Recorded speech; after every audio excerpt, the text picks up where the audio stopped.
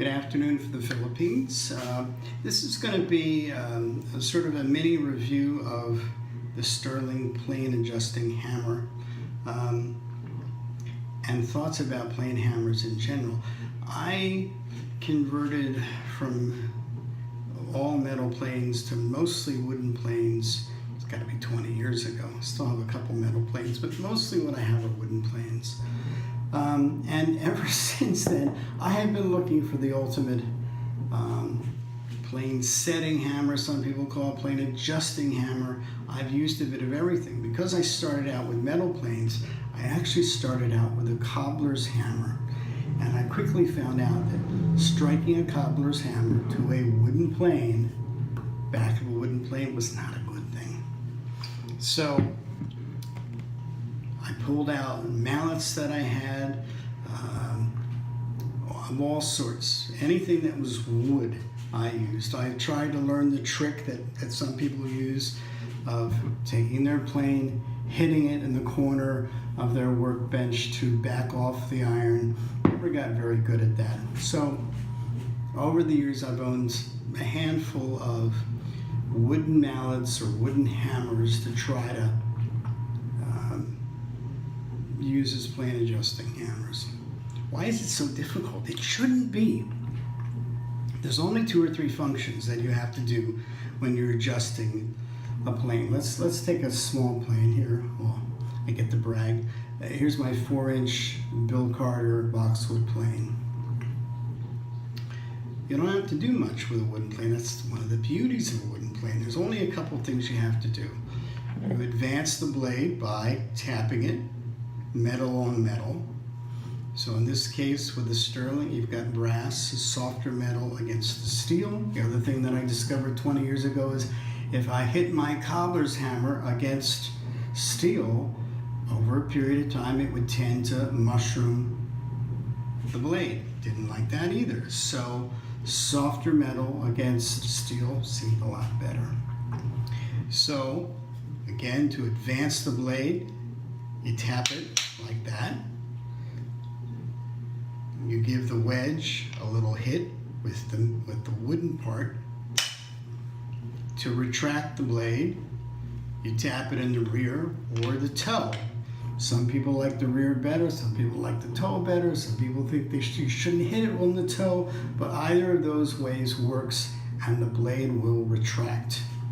Again, when you retract the blade, you tap the wedge back in to keep it firm, and you're good. For that, this works very well. And I hate to do negative review, but this will end up being a slightly negative review. So a couple of years ago, I got this plane hammer, which I like a lot. It's lignum vitae, all of it, both the head and the handle. It's got a short handle that you don't need a big swing to make it work. You can hit it with a... It also had one face leather. I think they use like buffalo, some really hard leather. It's not cowhide. So that if you had an old plane and you were worried about the wood, you had a little bit of a cushion. I love this hammer. It works great, and it's big enough. It's 1.5 inches in diameter, and hard wood and lignum vitae that it works very well. What was the problem? Well, I don't have my brass side, so I'd have to pull out another hammer. I'd back off the blade. Okay, hit the wedge, but now I gotta advance, so I gotta pull out another hammer, advance the wedge, advance the blade, that is. Still, it was like, couldn't there be one? Then I saw the Sterling, and there's a few others similar to the Sterling, and I bought it, hoping this could be the one ring to rule them all. When I first got it, there was one thing I didn't like, so we'll start with that. The handle, which I think is walnut, was only had sort of a spit finish, sanding seal kind of a finish, and I thought, well, I could do better, and so I shellacked it Didn't take but hardly any time, and I think it looks better. Let the shellac harden a few days, put some Alfie shine on it, and I think it looks great.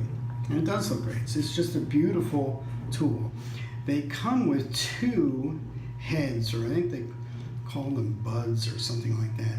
It's really in a mushroom shape, and here perhaps lies the problem. So this is the wooden one. They also come with I think it's nylon.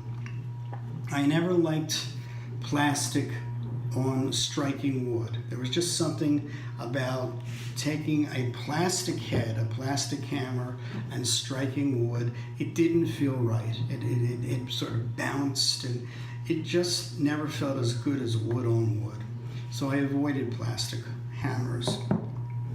I wanted wood on wood and brass on the metal. And this had it.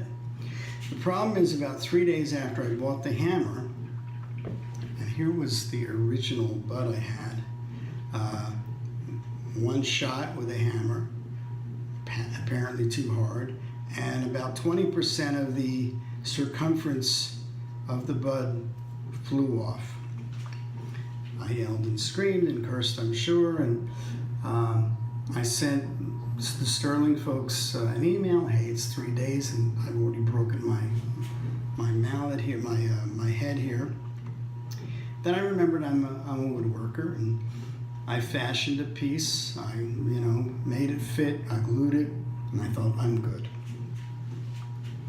3, 4, 5 days go by. I'm using the hammer. Another blow, apparently too hard, and this time in this direction. The head split in a couple of different pieces. Being obstinate, I glued it back together, but I knew I could never get it good enough to withstand any blows. In the meantime, the Sterling people said, we're sorry, and they agreed to send me another bud, which they did. So I kept using the nylon in the meantime, and I liked the nylon better than plastic. It felt like it still had a bounce, and I still prefer wood to wood, but it's not bad. Got the second one, and again, 3, 4, 5 days later, I'm using it, figuring by now I've been using the hammer a month or two. I know how hard I can hit it. I know how hard I can hit it. So I thought I shouldn't have any problems again, but wrong.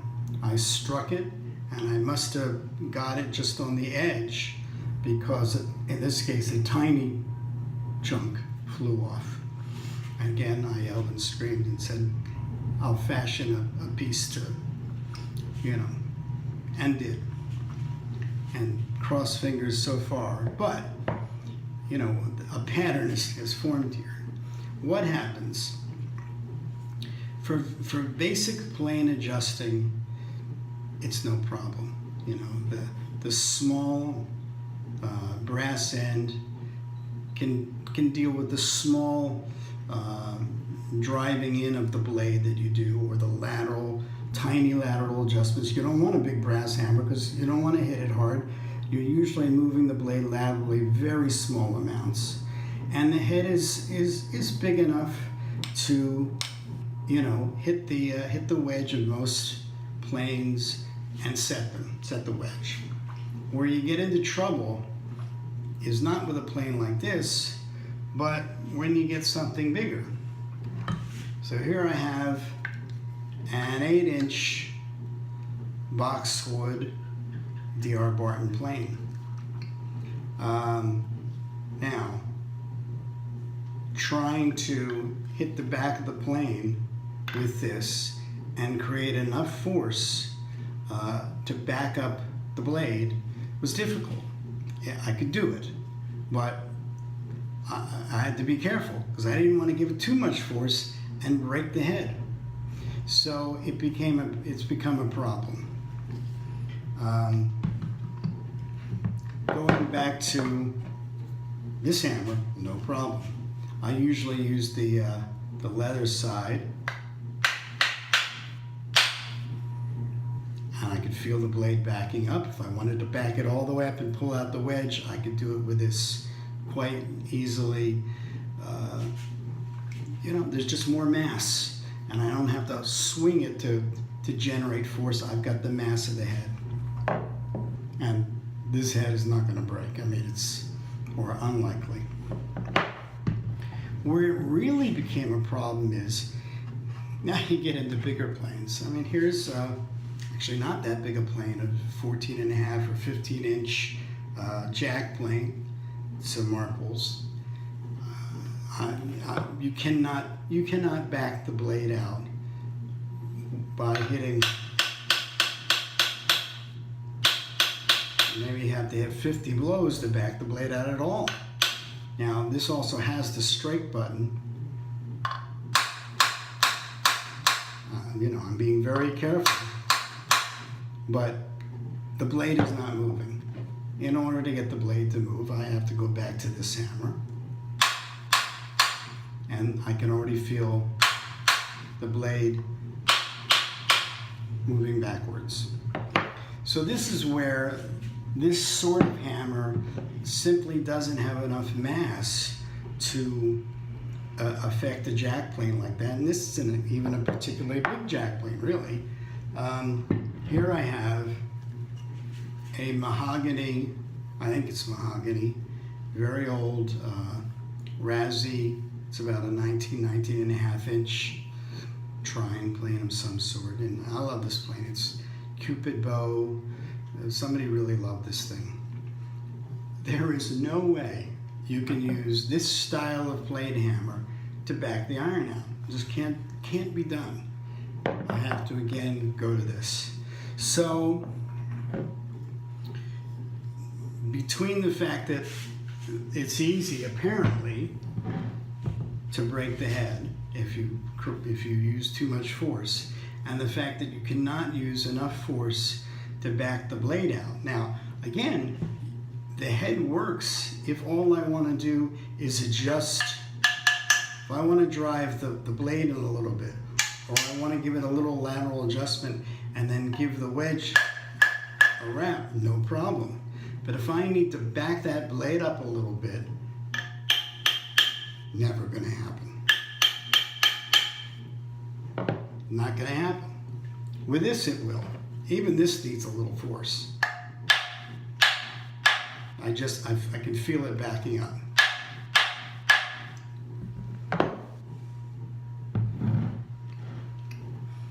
So that's my experience with the Sterling. It's a nice tool, it's beautiful. I do use it, but I use it on particular planes that I know I do not have to use much force with. I also use the nylon, but even this, yeah, I'm not going to break it, but I can't create enough force to move the bigger planes. Let's talk about the opposite end, because as a luthier, I have a number of small wooden planes, and I always wondered, how the heck do I deal with those? So here I have a couple little Bill Carters, little Billies they're called. Here I have also a very old boxwood plane that I use for carving archtop guitars. You could use this hammer. It's not too big, but what I prefer and what Bill Carter recommends for these smaller planes is a rawhide mallet.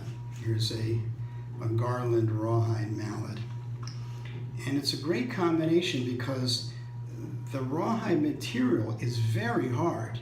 It's quite solid, and yet there must be just enough give because it doesn't seem to hurt the wood. So you can tap this thing and back up the blade, or tap it at the toe. In fact, I just pulled the blade out. And of course, it's small enough to get into the wedge, although it's not easy. Same thing here. It's a good size to get into the wedge, but it has enough,